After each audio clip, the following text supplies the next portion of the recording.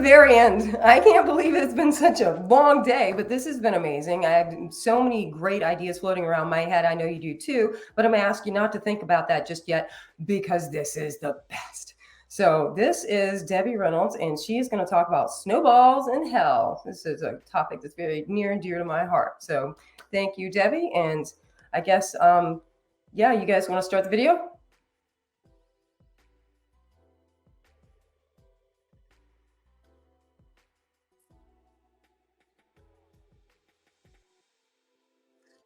Good afternoon. My name is Debbie Reynolds. They call me the Data Diva.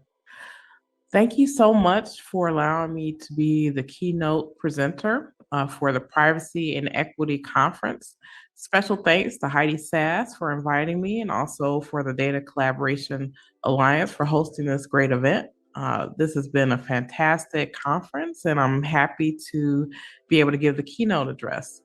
So today my presentation is called Snowballs in Hell. Why is passing a U.S. federal data privacy legislation so challenging? This is a big issue. People all over the world, especially in the U.S., can't quite figure out why in the U.S. we're having so much trouble in passing federal data privacy legislation. We're seeing around the world, especially in Europe, a lot of regulations coming out of Europe around data and information. And I think, consumers are frustrated, companies are frustrated. This is an issue that isn't necessarily political or partisan, I would say.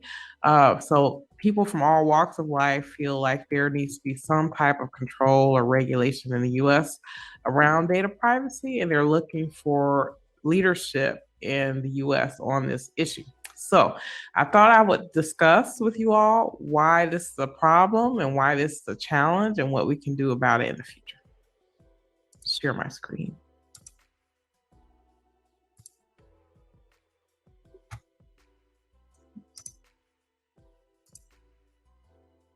All right. So the reason why I call it Snowballs in Hell, because it feels like there's not a snowball's chance in hell that we will ever get data privacy legislation on the federal level.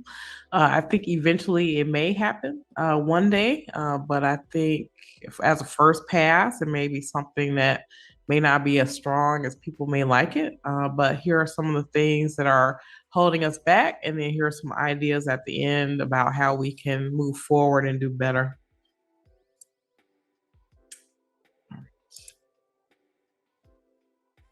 All right. So roadblocks to U.S. federal privacy law. There are many different roadblocks that we're seeing. I thought it'd be important to elucidate what these things are so that people understand the true challenges. It's not as easy as people may think it may be, but here are the challenges that are holding us back. First of all, the U.S. Constitution does not contain an express right to privacy. Some rights to privacy in the Constitution are more inferred or situational. The top one that people think about a lot is the Fourth Amendment right to undo search and seizure, to prohibit that. But that is a right having to do with the government and their ability to be able to go into people's physical surroundings. So, as you know, at the time that the Constitution was created, technology didn't exist. There were no computers, there were no smartphones, there were no drones. So, this idea is rather outdated in terms of what it means around, privacy, and because it's not expressly mentioned in the Constitution, I think that we're seeing laws and regulations or even rulings, like, for example, the Roe v. Wade ruling fall recently in 2022. Part of that is because those rights are not codified in the Constitution. So, having rulings, having things like executive orders, things like that are passed around privacy aren't really strong enough. So that's why we really want laws and regulations to be passed to create For my point of view, I would love to have a constitutional right, the fundamental privacy as a human right. I'd also like to see more legislation around the rights of humans. So we have sector specific and data uses. So the federal laws that we have right now that have privacy in it at all are related to typically sector specific uses. So we definitely have HIPAA for healthcare. We have Gramm-Leach-Bliley for finance. We have the COPPA, which is the Children's Privacy Online Act. We also have a privacy act that was passed in the 1970s for the government, but that is around the government's use of data. So there's a lot of fragmentation around how data is handled, especially because you think of yourself, okay, I'm a human, I should have rights to privacy no matter what I'm doing and where I'm going. But the way that privacy rights have been articulated in our regulations in the US thus far have been very commerce related and sort of data specific use related. So that's one thing. This is definitely a challenge because if we continue along this line, the more sector and data use specific, there are always going to be gaps. The US differs very greatly from places like the EU and other places around the world that have privacy as a fundamental human right in their constitution, which means that the human has that right from cradle to grave, and then actually China beyond the grave. And then so they can exercise those rights, and then organizations, regardless of who they are, with limited exceptions, have to respect those rights. All right, Congress. So we've seen in our political discourse over the years that it has been very difficult to get Congress to agree on most anything. Actually, this is ironic around privacy because there seems to be bipartisan support in some ways for protecting privacy rights. However, Congress has had a hard time trying to agree, come up with bills. I think the last count I had is that there have been over 100 bills in Congress, either in the House or Senate, that have been proposed around some level, some segment or sliver of privacy and haven't gone very far. There are also industry groups, lobbyists, political action committees, people who are either against having a federal privacy regulation, or they want privacy legislation to be of the flavor that they'd like it to be. So there is wide disagreement. I guess there's agreement, there's something that should be done. There's disagreement on what should be done and how much of it should be done. All right. So the Federal Trade Commission.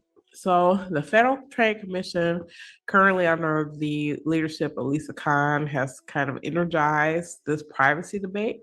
The FTC is over commerce in the US. So a lot of our privacy laws come out of that commerce language and philosophy. So that's what the FTC rules over. So the FTC can't pass laws, but they can enforce laws. So there's been a lot of pressure to have Congress pass a law that the FTC can then enforce.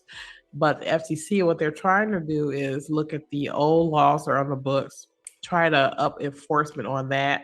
They put out many letters and blog posts on certain things that maybe hadn't had very robust enforcement in the past. They're going to start doing that. And then also, one thing that the FTC recently started was a rulemaking process. So rules aren't laws, rules are rules, right? Like orders, like chores, like someone says, clean up your room, right? So that's kind of what rulemaking is. The issue with rulemaking is that the rulemaking is a very long process. So even though the FTC is doing more an abbreviated version of rulemaking, a typical rulemaking process goes like 5 or 6 years on average. So, this is a long long process. It remains to be seen how this is going to go. Also, rules can be changed by Congress. So let's say Congress can create a law and pass a law, and it could, sort of squash what's happening in this rulemaking process. So I think the thought is, the FTC doesn't want to wait for Congress to create a law. They want to be able to do something ahead of time.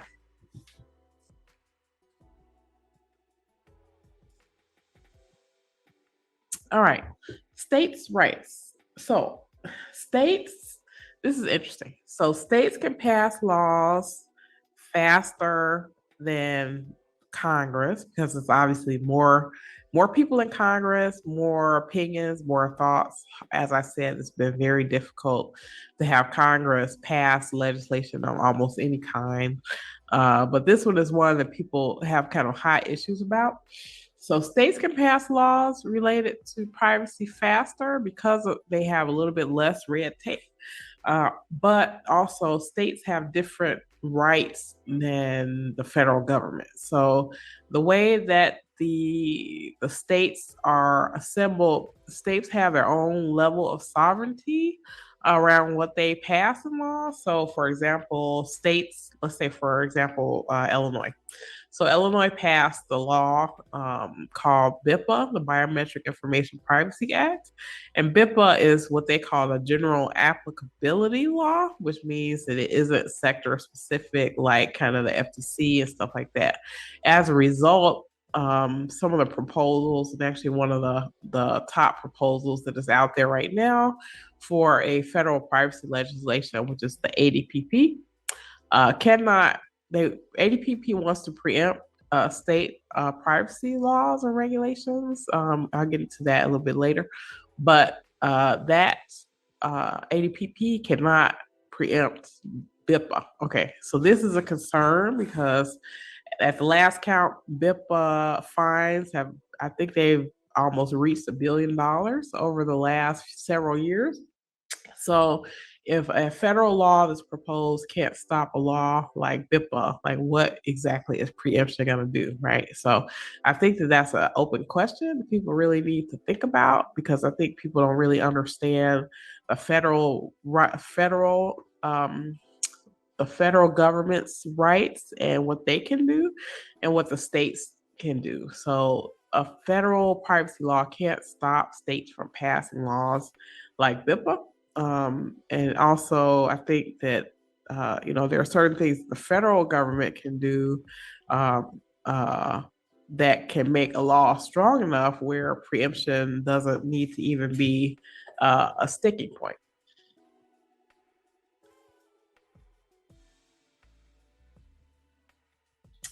The influence of California. So I can't understate this enough. California is a very influential state. It is, it is the most populous state in the U.S. 13 of every 100 people in the U.S. is from California. California is the 5th largest economy in the world. Silicon Valley is in California, and the hits keep coming, right? So there's a lot going on in California. California is a state, but it's not just any state. So it definitely has a special place. It has a special standing. California has been very progressive on privacy legislation for over 50 years.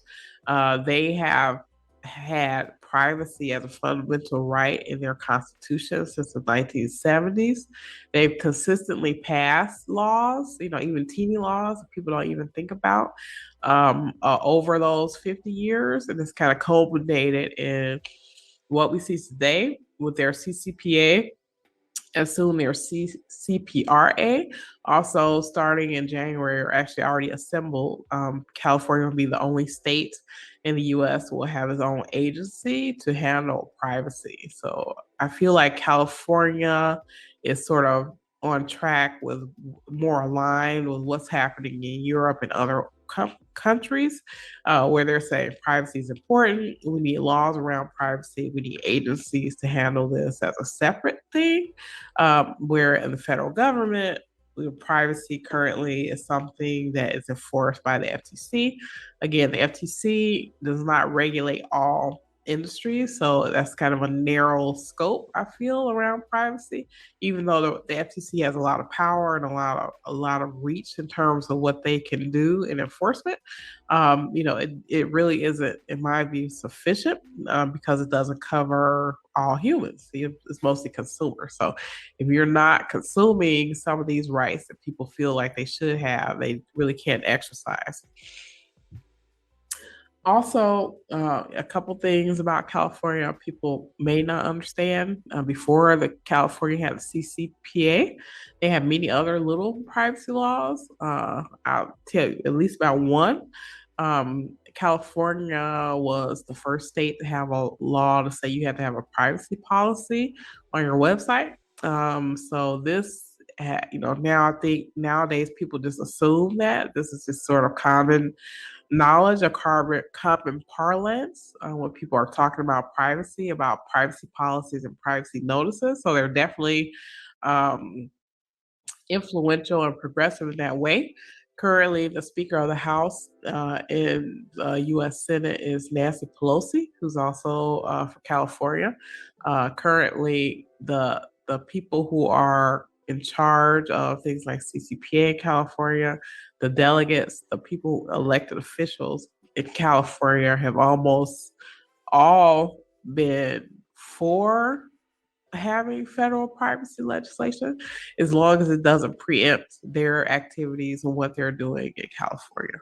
So I think it's a good point. I actually support that. I feel like a federal privacy law should be a floor and not a ceiling. So I don't think it should preempt. I think if the law is strong enough, other states will not want to or need to pass other legislation to try to compete with those things. All right, preemption. So preemption is the big thing that is holding up federal privacy legislation. Actually, two things. So preemption is a huge thing. So preemption meaning that the federal government can come in, pass a law that will cut or preempt what other states are doing. Currently, preemption, the only state right now in the US it would most impact will be California, because California has the most laws and regulations around privacy. Again, they've been the most progressive thus far. I'll give you an example about California. So another example, California was the first state to have a data breach notifications law. As of 2019, all states have data breach notification laws, but they're all different in every state. And so what we're seeing is as California is taking the lead on privacy, other states are getting into the mix and they're passing their own laws on privacy. So I think the concern is we don't want privacy legislation to be like data breach notification legislation, where there is basically a patchwork of laws, very different in every state. So they don't want that to happen, which I agree with. But I think,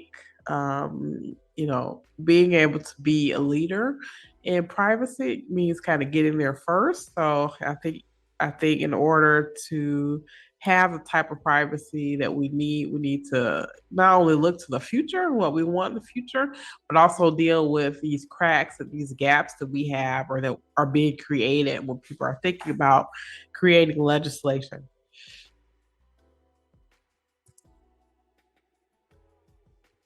All right, the other huge sticking point that we have when we're trying to think about federal data privacy legislation is a private right of action.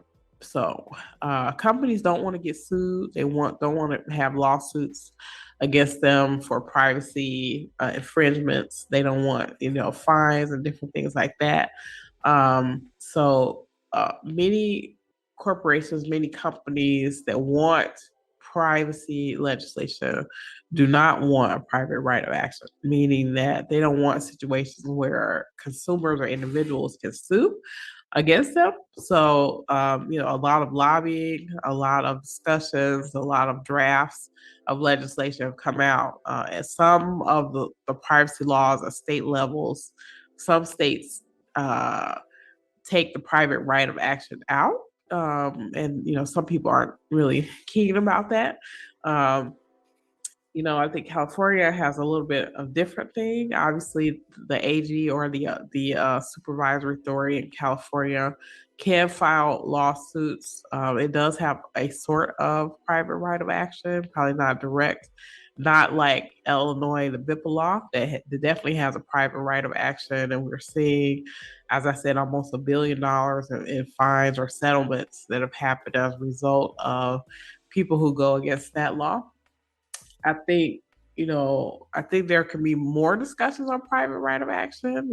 For me personally, I don't necessarily feel like if there is a private right of action, it may not necessarily have to happen at a federal level. Maybe having a law at a federal level that allows the states to decide how private right of action, if any, happens. That may be a way forward to help kind of this log jam or help us to be able to get past the situation that we have now, where it's hard for us to be able to get agreement on privacy laws. Awareness. Do Americans fully understand what is private or what is not private in the US? So we have a huge challenge in the US because a lot of people don't know what their privacy rights are. I think people assume that they have more rights than they have. I think they equate privacy with freedom, like freedom of speech, freedom of expression. But because privacy isn't like explicitly in the Constitution, there are, for example, legal doctrines like the third party doctrine that says if you have your data, if a third party has your data, it doesn't have the same rights that you would have for, like, let's say Fourth Amendment rights against a reasonable search and seizure. And then also because corporations have this data, they don't have to follow that, right? So I think being able to understand or be able to communicate with people so that they understand actually what their rights are and what they can do is very important. We're seeing in a situation, especially with the Dobbs ruling, where women and people who care for women are really getting more knowledgeable about what is private and what is not. There were raging debates about should people have period tracking apps and things like that. How can they protect themselves if they feel like their privacy or their intimate details may be up for grabs. So I think more awareness is needed, more education is needed, more conferences like this are definitely needed because we can't just have ivory tower conversations about privacy and think that things are going to change. All right, consumer versus human. So in the US, we have more consumer-based rights versus human-based rights like in Europe.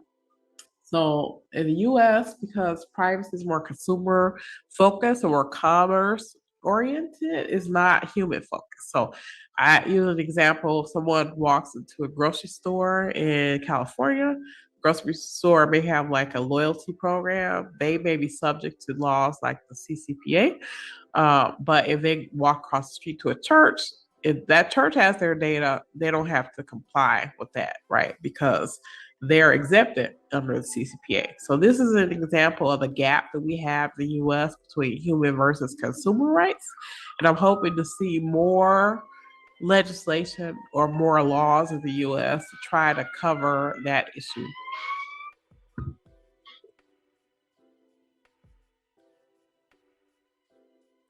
So what is on horizon for federal US privacy? So right now there are two bills. There are a lot of more bills, but two that you need to know about. that are in limbo in 2022. They are the American Data Privacy and Protection Act, the ADPPA, and the Fourth Amendment is Not for Sale Act. So there's a lot of talk about the ADPPA. It was proposed early this year, I think in June. Sort of came out of nowhere. I'm sure that there have been talks going on for a while about this, but the holdup there is preemption, mostly. And part of it is private right of action. Part of it is what's going on with California, who's currently blocking this bill from going forward. I think that it remains to be seen what's going to happen. We're going into an election now. Is going to be interesting to see if anything is done with this, maybe in the lame duck session of Congress, or in the next Congress, whoever's elected, they're going to pick this up. There's also a bill called the Fourth Amendment is Not for Sale. So this bill is trying to close that third-party doctrine loophole where people's private data doesn't have the same protection if it is held by a third party. So both of these, I wrote out kind of the process of getting a bill into law. So both of these bills are in the introduction stage. Even though there's been a lot of activity, we haven't gotten very far. So this doesn't bode well for the future. I'm hoping that we can eventually get this stuff passed by the Senate and the House and the President, and have things become a law. So what can I do? What can you do to support U.S. federal privacy legislation? It's very important that you vote. Voting is important. The representatives for your local, state, and federal elections, they need to know how you feel about privacy. Write those leaders to let them know how you feel about it. Support organizations that fight for your privacy rights. There are many organizations within the U.S. and internationally. I guess a couple of them would be like the ACLU, the Electronic Frontier Foundation, those types of organizations that are really trying to do something with privacy and try to create more grassroots awareness there. Use products and services that respect and protect your privacy. So, vote with your dollar as well. If you find a tool that you like, if you have to compare two things, one is more privacy respecting, use that tool. I think that's a message. And seek out awareness about privacy and privacy rights, because this is very important to all of us. So feel free to contact me. Here's my information. Feel free to connect with me on LinkedIn, Data Diva, Debbie Reynolds on LinkedIn, and I'm be happy to answer any of your questions. Thank you so much.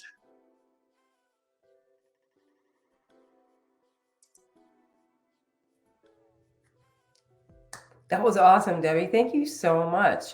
You're on mute right there. Hey, Debbie. Right? We've only got like 3 minutes left. And I wanted to say thank you so much for joining us, and thank you everybody for such a great day. I wanna give you the last 3 minutes. We didn't have too many questions, I think, because people didn't want to ask questions because it was a video. But I loved your presentation. I love your presentation. I always do.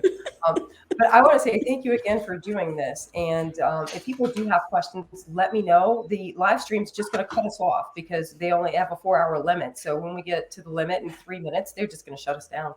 So we've maxed out 2 full sessions of the 4-hour streaming limit. Yeah, I know, right? And I thought it was great. I also want people to know that we're going to try to package these talks into individual talks to give them to the speakers so they can use them as marketing materials for their own business. You did the work to do the presentation. I think you should be able to use the work for your business. So we're going to get those together and get those out to people soon. So people will have access to watch the replays as well. And that's coming soon. So, all right, what you got, Debbie? This is fantastic. Thank you so much. I think, privacy is something that impacts all of us. So the more we can have conversations that aren't, in universities and then, people with leather patches on their, blazer or whatever, conversations, the better it is. And I think, I don't know, you've had the same experience. You'll have people say they don't care about privacy, but then when you tell them about something personally, that Oh, yeah. infringe on their privacy. They're like heated, right? So we Mhm. need to get people really heated and get them really understanding what the danger is, what the harm is, and why it's important. Yeah, we don't need awareness. We need outrage because that's actually going to get motion. Yeah, we've got awareness. We need people to get more excited about the awareness they got and get to the level of outrage so that we can push our lawmakers to do something. I So, agree. yeah, Wonderful. fantastic. I hope they listen to us because we've been telling them some good stuff today about what. I hope so too. I hope so too. Well, Yeah, thank you so much. I got some fans at the FTC. I won't call them out, but I do have some fans over there. So, yeah, you never know who's listening. And a lot of these things, people watch the replays more than they watch the live event. So our word is getting out there. This has been a success, and I think it was fantastic. I got a question for you, real quick. You got 1 minute on the EO. Is it gonna happen in 6 months, or is it not? Yeah, no.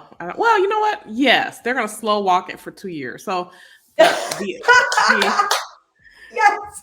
the executive order really just means what Biden says while he's in office, right? So that's 2 years. So Yeah, that's it's what that is.